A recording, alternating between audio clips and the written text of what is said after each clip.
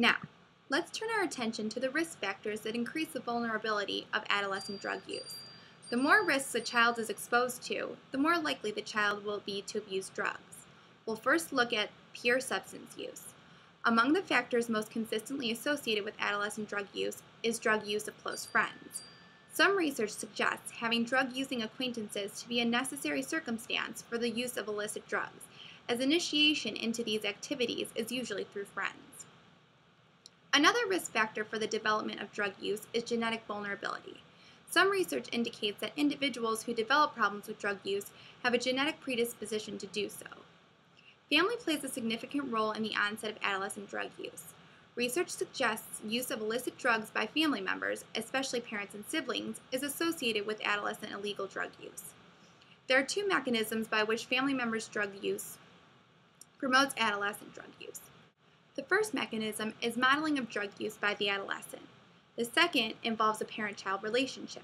The likelihood of adolescent onset drug use increases when a family is engaged in a non-mutual parent-child attachment relationship characterized as cold and full of conflict. In addition, parents who have engaged in some form of drug use may have difficulty providing optimal parenting, and the lack of good parenting may be conducive to increased drug use. Another risk factor relates to the environment.